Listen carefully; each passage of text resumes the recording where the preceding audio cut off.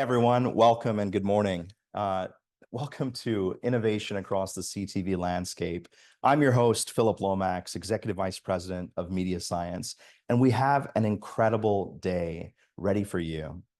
Joining me today are my good friends, Travis Flood, Executive Director of Insights at Comcast Advertising, and my good friend, Josh Blum, who's the Head of Research and Analytics at BrightLine. So on today's conversation, we're going to be talking about the importance of connected television and the importance of testing connected television in the right way. So we put together a presentation that we're happy to share with you today. So we're going to jump right into that. So at MediaScience, we create products for the expanding media universe. And we have an incredible legacy in history, having started in 2008 as the Disney Media and Advertising Laboratory. As you can see here, we have a lot to offer the marketplace today, such as our in-laboratory research at MediaScience Labs, where we collect infrared medical grade eye tracking data, as well as heart rate data and electrodermal activity, facial expression analysis, and electroencephalography. But we also create technologies that we use outside of our laboratories to create simulations or emulations that we deploy on a global basis. So MediaPet is a new product that we should welcome into the MediaScience family that recreates simulations of social media platforms and digital display platforms as well. But on today's call, we're going to hone in our focus on StreamPulse. StreamPulse is quantitative at-home connected television research. And what's truly different here is that we're using connected televisions to conduct research in homes across America and globally. And as you can see here, MediaScience has advanced capabilities to recreate the platforms that all of us love to watch today. And these experiences are fully interactive. But what's also very important here to note is that we achieve ecological validity, meaning that when we test connected television, we're testing it on connected televisions rather than proxies like mobile phones or desktop computers, because simply put, there's no place like television. And we've been hard at work across our programmers and engineers to give our clients what's best. And what it takes to do this type of research is being at the bleeding edge of what's next within connected television. So we can simulate today 20 plus OEMs, streaming TV platforms, BVOD, which is broadcast video on demand, and fast channels. So certainly, if there's comparisons that you'd like to make or platforms that you'd like to test, it's MediaScience that you should choose to work with.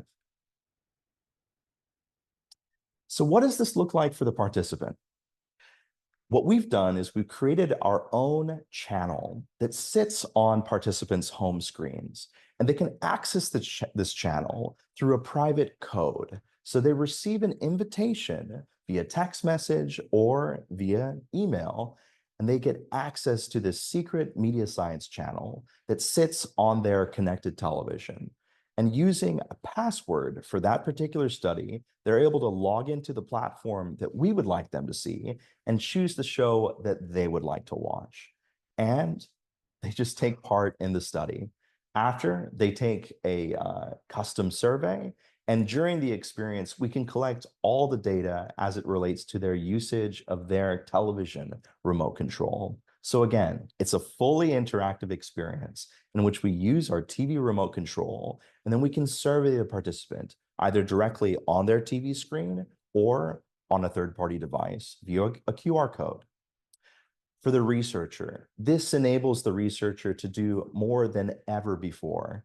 So what we've provided the researcher is a sandbox environment in which they can create experiments to test things like their home screen or what it takes for audiences to find shows that they would like to watch, or other incredible innovative features like ad load, ad frequency, interactive advertising formats. And some of our colleagues from Freewheel and BrightLine will be on the call today to demonstrate exactly the type of research that we've done on StreamPulse. And this is just the beginning. I think that we should approach this opportunity from a few different lenses, and we should expand our vision as to the full capability set of StreamPulse. Not only can we do this research in the United States of America, but we can bring our great quality research abroad into homes around the world. And this will unlock so many new opportunities, including our new patented dial testing product. It used to be that dial testing required a hardware device in which you turned a dial on a scale of 100. What we've done at MediaScience is we've patented the ability to use our television remote control as what we call a live dial. And this is the same technology that we used to measure the 2024 presidential debates. But we didn't just do this in, our laboratory settings. We actually found participants that logged in and accessed StreamPulse in swing states. And we achieved a sample of N equals 300 across Trump supporters, Kamala supporters, and undecided voters. And we had real-time data with our patented dial technology to understand how they were consuming this very important experience. And certainly, surveys are always important within research. We know at MediaScience that the purpose of advertising is to build and refresh memory structures. So certainly within our custom surveys, post-viewing experience that's live in context, we're able to collect things like memory and other brand KPIs. And as I mentioned, this is available globally. MediaScience has conducted StreamPulse research on 5 continents just this year alone. And just imagine how much more incredible insight we're going to gather and seeing the differences across audiences in these wonderful, wonderful countries. So with that, I'd love to bring my dear colleague, Travis Flood, Executive Director of Insights at Comcast Advertising, to the stage. Travis, thanks so much for joining me today. Thanks, Philip. It's a pleasure to be here, and I'm excited to be with everyone here today. Just so you know, I work for Comcast Advertising, but one of our companies is Freewheel. And if you don't know Freewheel, Freewheel powers much of the tech that underlies the connected TV ecosystem. So we wanted to share with you today some of the research we've done in partnership with MediaScience. And this all starts about the beginning of 2023. We saw increasingly that connected TV was an ad-supported industry. More and more, we were seeing providers start to create an ad tier. And given that we were always premium video focused, we thought, hey, is someone paying attention to the viewer in this case? Because obviously, this all comes back to the viewer. And with that, if we go to the first slide, I wanted to share some research that we had done at that time. So we thought it could be of interest for us to pursue this further. So we did a survey of marketers. We went to the buying community and said, as one of the questions we asked them, we asked, what is the importance of the viewing environment and that user experience when you're planning your TV and video campaigns? And not surprisingly, 2/3 of them thought it was important or very important to their buys. So we took this information, we said, okay, there must be something here. We think it's important, the buyers are telling us it's important. Where do we go from here? So on the next slide, I'll share what the impetus for that was, the creation of the Viewer Experience Lab within Freewheel. This is an initiative that Freewheel undertook in partnership with MediaScience to help media companies ensure that there's a high quality viewing experience, not just for the content, but also for the ads. And this proliferates across all the screens and platforms that they watch TV. So while the Viewer Experience Lab is not a physical lab, with a note that sometimes it is when we partner with MediaScience, it's really an ongoing collaboration that we want to focus on data-first research and continued innovation in this space. We think there's a need for us to apply attention to it. So we're thinking of the viewer in the context of both buyers and sellers.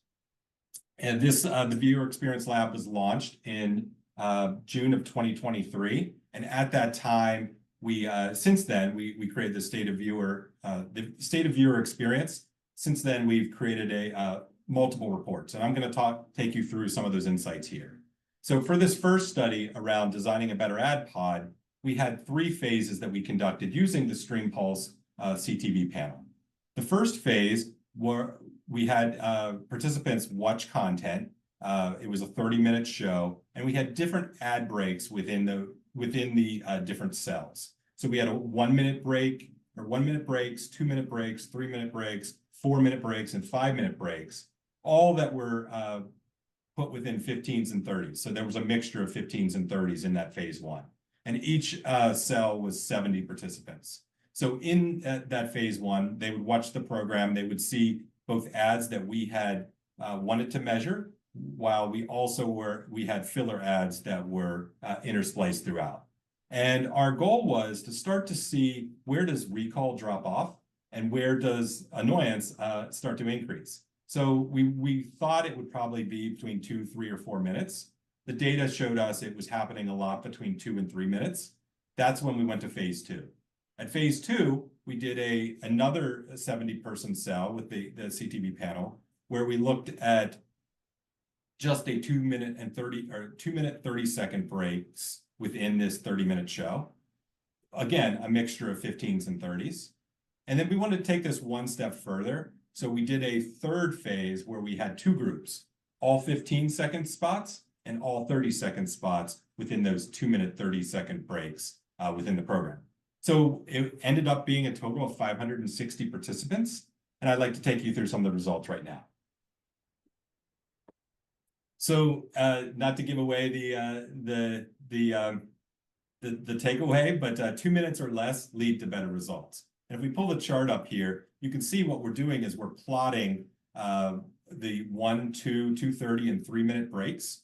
And we're showing both the unaided recall, and that's measured again by having someone watch the program, see the ads that were within that content that we wanted to measure, and then having a post-campaign or post-viewing survey. What brands do you recall seeing?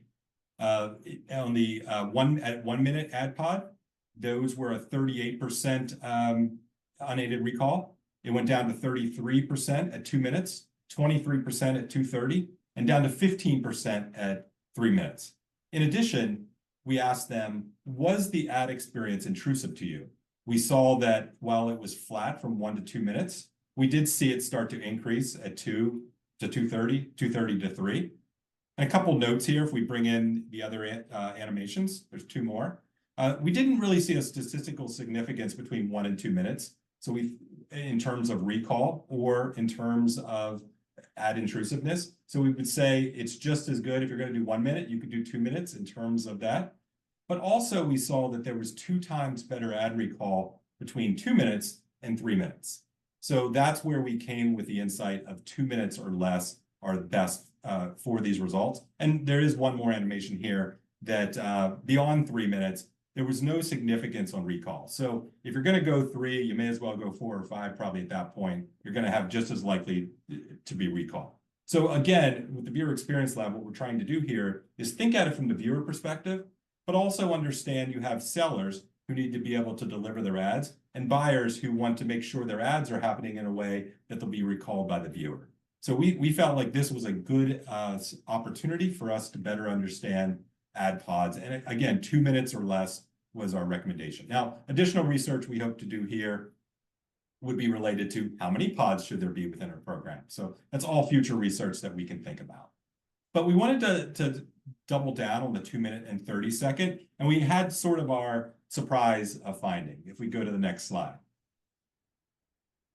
So in this, we can go ahead and pull the chart up. Breaks feel shorter when ad lengths are the same. And what we mean by that is, remember, we had a 2 minute and 30 that was a mixture of 15s and 30s.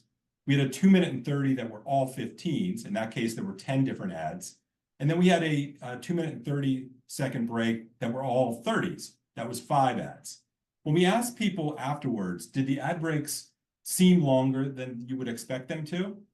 56% said in the 7 ad or the mixture that was the case. while only 41% in the all 15 said that. So even though there were 3 more ads in the all 15s, something was happening with the person that it did not seem as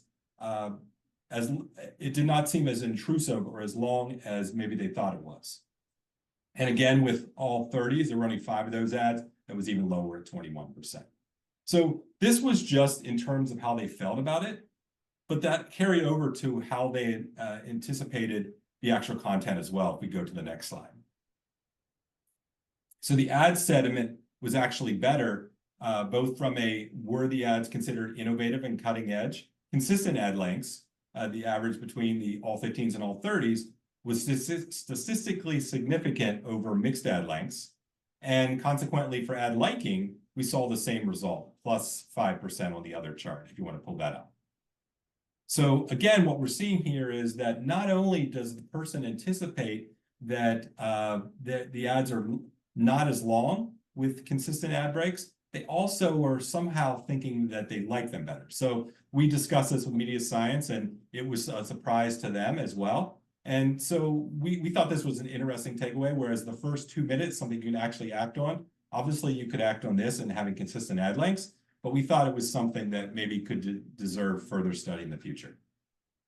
And just in summary, if we go to the next slide, we really wanted to drive home that pod duration is an important factor. You obviously know in a TV environment, they can be much longer than 2 minutes. In a CTV environment, I think as more companies look to monetize their content, there could be that desire to maybe increase ad lengths or pod lengths. So we think up to 2 minutes provide the best value. And consequently, we saw that grouping ad lengths with consistent lengths provided better ad sentiment and made the ads feel shorter. So with that, I'm excited to share these results. Just to give you a little inkling, this was our focus on the quantity of ads. We followed up with another study in partnership with MediaScience on the quality of ads. A lot of that was done in lab because we wanted some additional biometrics that we could measure. And then our next study will be coming out later this year. Back to you, Philip. Thanks so much, Travis. And Travis, thank you for being such a wonderful partner to MediaScience. And I think that the Viewer Experience Lab is first and foremost the most innovative initiative within the entire Media Universe ecosystem. So thank you for your partnership. Travis, I appreciate that. Absolutely. I wanted to ask you a question around premium experiences and what the viewer experience will look like in the future. So through this research, we've identified the ideal pod length and the ideal architecture of the viewer experience. But what else do we have in the pipeline, or what are some of the things that you're thinking about around preserving the audience's experience within premium environments in the future? Well, obviously, it starts with premium content. We think there has to be a strong narrative-focused content that's going to resonate with the individual. But, I'm not going to give you a sexy answer because it comes back to a lot of the basics. I alluded to the quality study that we did. And in that, we focused on a couple things. We focused on latency. We focused on slate. These are not the most exciting topics to talk about, but latency, slate, and interruptive ad breaks. That's a new one where you have this content that was never designed for ads, and then you start splicing in ads. What do you see in the results? So our hope is to go back on some of this. Other things we've investigated were things like frequency and being able to understand, okay, we're doing this. Is it resonating with the viewer? Is the viewer recalling it to a satisfactory level in terms of the brands? So I would say while the innovation is actually going backwards and looking at some of these things that are legacy issues within the CTV space and addressing them and putting data-informed information behind them. Yes. And it's always ideal when we have the opportunity to stand on the shoulders of giants and learn from our predecessors and the great research that they did as well. So Travis, we're going to have you back at the end of this next section for a little bit of a fireside chat. So stick around. Thanks again. Thanks. Our next guest is an incredible researcher named Josh Blum, who's the head of research at BrightLine. And BrightLine is known for creating interactive ad formats. And this is certainly an important topic in the age of connected television. So Joshua, I'd like to invite you onto the call. Thanks for joining us. Cool. Thanks, Philip. Yep, I'm actually excited to show the research that we did together. So for those that don't know, BrightLine, we create, design, and power interactive ad experiences with streaming platforms. So we work with companies like Disney, NBC Universal, and Warner Brothers Discovery, among others, to power interactive ad experiences. So let's get right into the next slide and just talk about what the impetus was for this study. So as we know, over the past few years, advertisers have really been shifting into streaming. We've seen a big shift from linear, and we know that as advertisers are doing that, what we're seeing is that a lot of them are using the same video assets from linear. But we realize there's a lot more opportunity with streaming to take advantage of more than that. So what we wanted to do with this study was really understand how can we at BrightLine contribute to make ad experiences on streaming more impactful, stand out better, and make them more effective overall. So let's get to the next slide. So our objective of this study was to look at, through a controlled experience, how an exposure to an interactive ad compares to an exposure of a standard 30-second video ad. We also wanted to pair them together to look at how, if someone sees both of them, how the overlap works together. Because we recognize that when advertisers are advertising on streaming, they're not only doing the interactive ad experience, they're also running the standard video. So we wanted to see how they work together. And the next slide, just talk about the methodology. Of course, we worked with MediaScience and StreamPulse, and part of why we wanted to do that was to really replicate the actual ad experience. Our ads are interactive on TV, so the only way that we could really do this experiment was by doing it on TV and making sure that the ads that we were testing were still interactive. So we had participants in their home watch 30 minutes of content. It was a mix of ads throughout that content. So some people saw a group saw standard video, some saw the interactive, some saw them paired together. And then we also did a group of those who saw more than one interactive to see how the frequency plays a role there. And then at the end of the experience, they took a survey to answer memory metrics. And just to talk more about that study design, so we had that single exposure where a group saw just one standard video versus one interactive ad, and that's only one impression. We really want to just narrow it down to see if someone only sees one of each, what role does that play? Then the incremental, one standard video versus the two paired together, one of each, and then in frequency, one interactive versus two interactive. And just to show more about the ad formats that we tested, we have our 30-second video that's shown as an example on the left. And then the two interactive ad formats that we tested were our carousel and trivia ad formats. So you can see the overlays here for our carousel units. The viewer can browse through different information about the product with their remote. And with the trivia, they can answer the question using a left or right scroll on their remote. So these are two of our most popular ad formats, and that's why we wanted to include these in the test. And then looking at the key metrics that we tested unaided recall, so how well someone was able to remember the brands that they saw tested, and that was an open-ended question. We looked at aided recall, which they were presented with a list of the brands, and then message recall, which is a bit lower funnel, but also an open-ended in this case. We wanted to ask people if they could remember the messaging from each of the ads that they saw. And the reason why we focused specifically on memory metrics in this case was because these are the building blocks of building long-term brand equity. So we really want to just start at the top and make sure that if someone saw an ad, that they can remember that ad so that eventually they'd be able to purchase it and think of that brand. So let's get right into the results now. On the slide after this. So if we look at just one exposure to a standard video versus one exposure to an interactive ad, what we see is that the interactive ad is more powerful at driving unaided recall. And we really loved this result to see that the interactive ad was 36% stronger at unaided brand recall. So if someone only sees one of each, the interactive is the way to go. You can make more of an impact per impression that way. We also saw that 4/5 of viewers were correctly able to identify the advertiser. Now let's look at what happens when someone sees a standard video in comparison to someone who saw both of them. And in this case, the addition of the interactive with the standard video increases all three memory metrics. So we see a 58% increase in unaided recall. We also see increases in aided recall and message recall. So pairing them together is also a strong strategy. All right, so then in the case where we have one interactive ad exposure versus two, we can see also that adding a second one increases unaided recall and aided recall even further than it did just from the one exposure. And then in the next section, we have a couple of slides where we asked viewers about their opinions and experience with interactive ads on streaming platforms. So on the next slide, we wanted to ask if viewers prefer to interact with an ad by using their phone or remote. And we saw that overwhelmingly people preferred using their remote, which makes a lot of sense. It's more organic to the user experience. And so with interactive ads, it really just sets it up to be more organic and natural for the viewer and what they want to do to interact with an ad.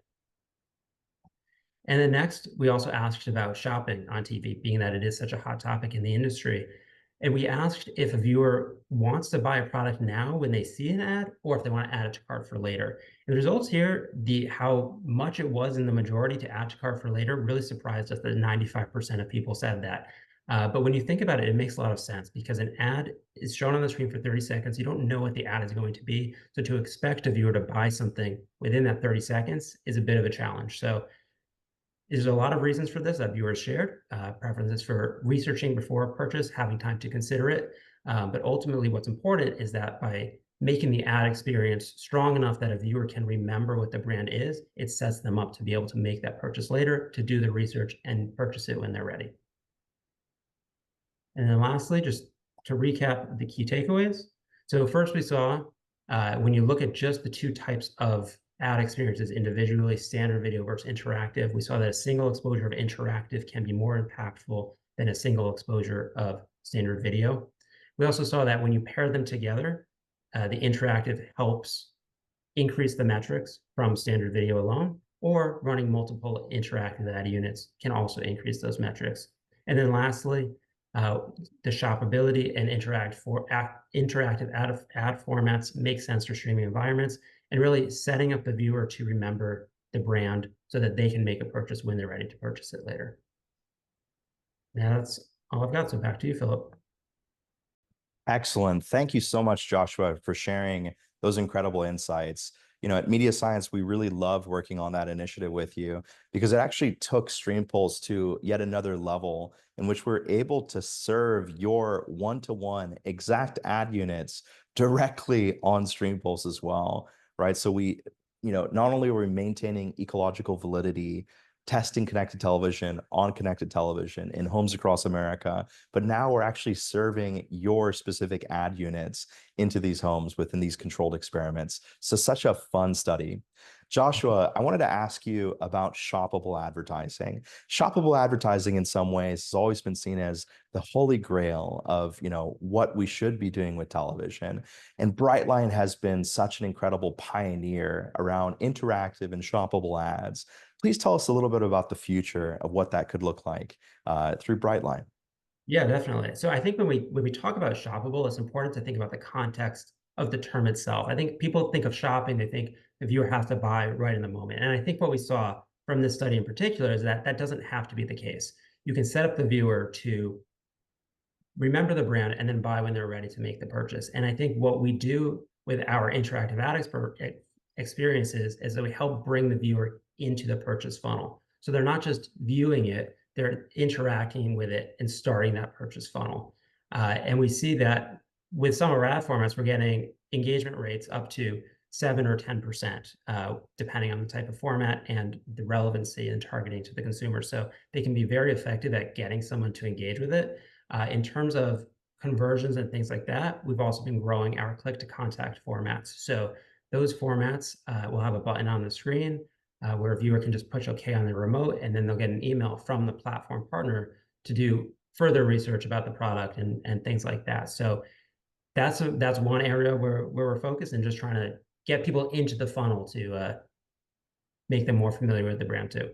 Absolutely. And we know from our recent episode of MediaScience Myth Busting that Dwayne and the team of scientists here have done some extensive research around interactivity. And they had asked a question around, is it the clicking of a button that makes this interactivity special, or is it something else? And what Dwayne found in that research is that It's not the physical activity of interaction with a TV remote control. It's what it enables us to do. So Joshua, please tell us a little bit about some of the, the things that you and your team at BrightLine are enabling audiences to do on their, on their connected television device today.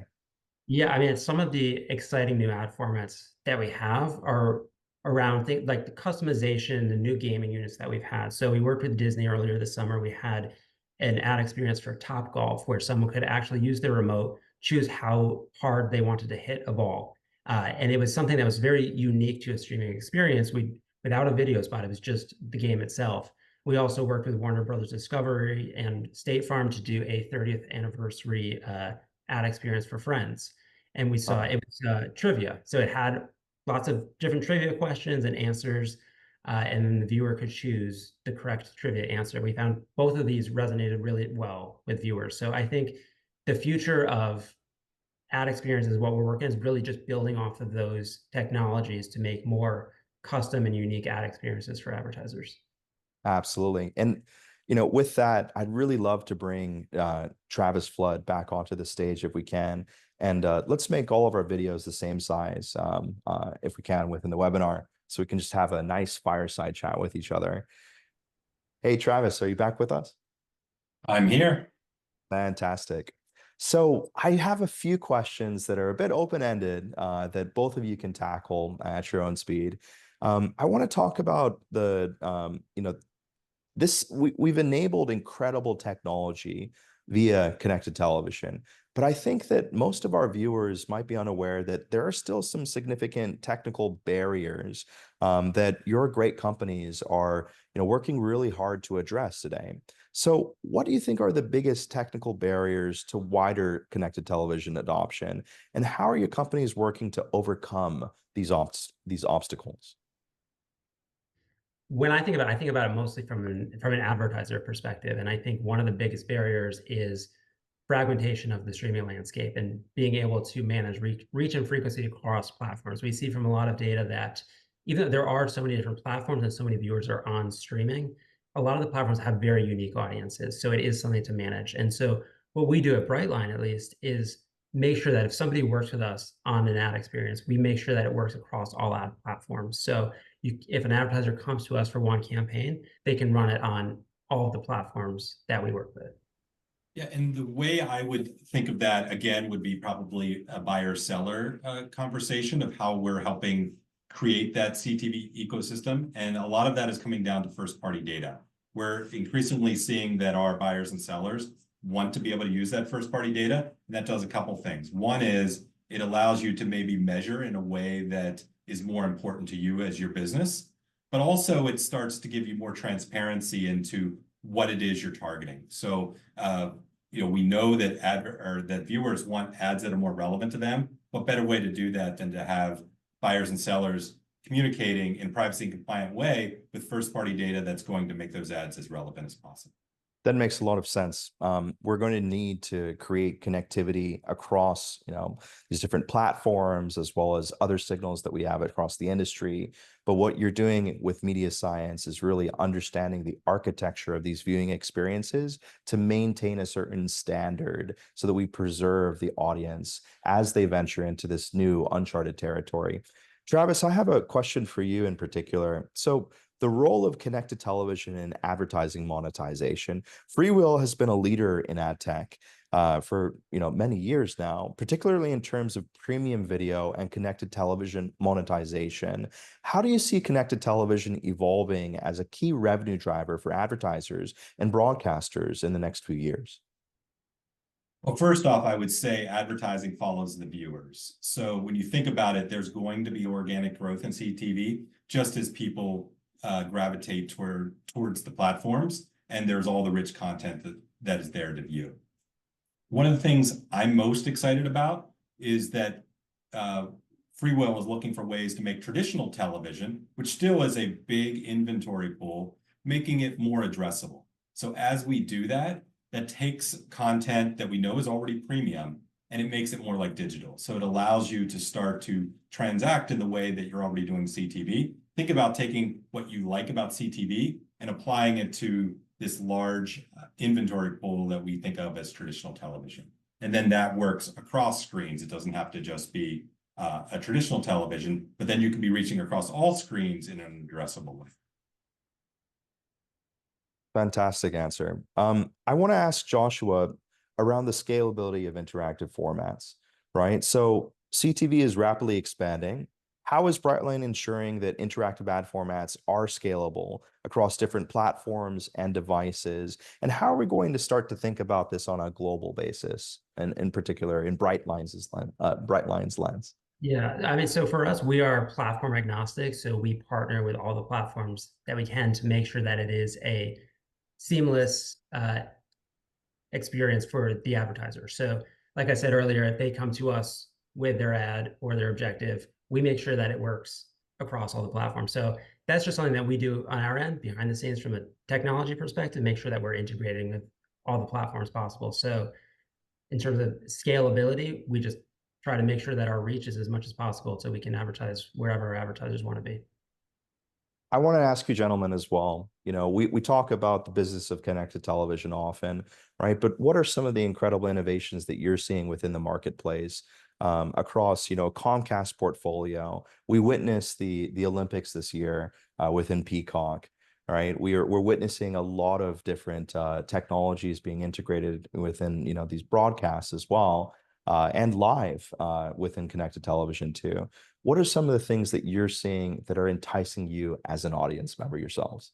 I would say, first and foremost, not to go back to the viewer experience, but I've had an experience where it'll go to an ad break, back to slate, and I'll just keep seeing the same thing over and over. So being able to have intelligent systems that can be able to understand, hey, we have to have something here to keep that user engaged in a way that they aren't traditionally. But you mentioned the Olympics and Peacock. I think that also extends, you want that experience on Peacock to be the same as it is if you're on NBC. So being able to carry over and in some ways bringing new experiences. So the ability to go into the gold zone where you could see just those events that were happening in real time. I think it puts people in a new environment that maybe they've never experienced before. We've always been promised this, but now we're starting to see it come to fruition. And not only have we been promised it, the Comcast family is delivering on that promise. So we're very excited to continue, our research with Travis and the rest of the team on the Viewer Experience Lab. I want to talk about one more thing, which is data collaboration across platforms. And this question's for both of you gentlemen. Data collaboration across platforms remains a challenge within the CTV landscape. What steps are your companies taking to enable a more unified cross-platform approach to data and audience insights? I'll jump in there. At FreeWill, we want to be the ecosystem where buyers and sellers come together. And that means being transparent. That means being able to connect into supply in new ways. And basically, it removes some of that shroud of mystery of knowing how campaigns perform. If you want to run a campaign, you should be able to do it in a privacy compliant way. And you have to be cognizant and confident there's not going to be data leakage on the back end. So we take an industry first approach to that. And we want to be good collaborative partners that we can figure these things out together. It is not our intent to say, hey, we're going to build this thing. If you want to come here, great. What is it you as buyers and sellers need? And hopefully we can unlock some of those challenges for you so we can take away the friction in the transactions. And from the BrightLine side, I think for us, it's about respecting the data and privacy of our platform partners. So we're not taking in any data from them that we would use in any way. But we do have ways of enhancing the ad experience in ways that aren't directly using data from our platform partners, such as our dynamic addressable ads, like a store locator, for instance. So if we have a campaign for Baskin-Robbins, for example, on the screen, it will show the viewer their nearest store location. They can use a remote to interact with it to see other store locations. Or another example of enhancing the ad experience to make it more relevant to the viewer is really just with targeting on the platform side. So we don't have to see that data. They do that completely on their own, but we know that when it's targeted to be relevant to the brands or the co-branding that we're doing in the ad experience, it increases the engagement rates. So there doesn't have to be any data passed back for that, but the targeting itself increases the relevancy and makes people more likely to interact with it. Very interesting use case of, using third-party data to, create even greater, and potentially more impactful experiences on a local level. I look forward to hopefully using Streamfuls to test that in those local markets. I want to wrap up with one final question, right? So if we could distill down the value proposition of Streamfuls, testing connected television on connected televisions, why did you think it was important to use Streamfuls for these important initiatives that we've done together? I mean, for the BrightLine side, I think our ad experiences are so unique in that they are interactive and only available on TV. Well, not only available, but primarily on CTV. So we wanted to really make sure that we were replicating that experience in the most valid way as possible. And so for participants and viewers in the study, they were really experiencing it in a way where they could interact with the ads and that we could see the impact of that. So Streamfuls was really beneficial in that it did it in the most realistic way as possible.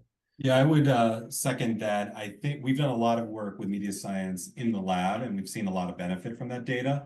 But getting out in the wild, so to speak, and having that experience and the ability to replicate native experiences is unique to the platform as well. I think that's one of the biggest selling aspects is you can replicate something. So in the case of our situation, we actually wanted a blind connected TV interface because we didn't want the person to be skewed in a certain way because of their perceptions of a particular streaming service. So you were able to help us with that. So I think both the customization, but also getting it in the wild was really beneficial for us.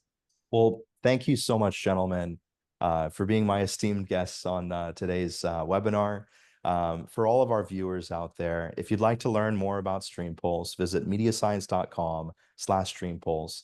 And until next time, I want to thank again my guests and our partners, Comcast Advertising, Freewheel, and BrightLine. And I'm Phillip Lomax. And until next time, we'll see you at MediaScience.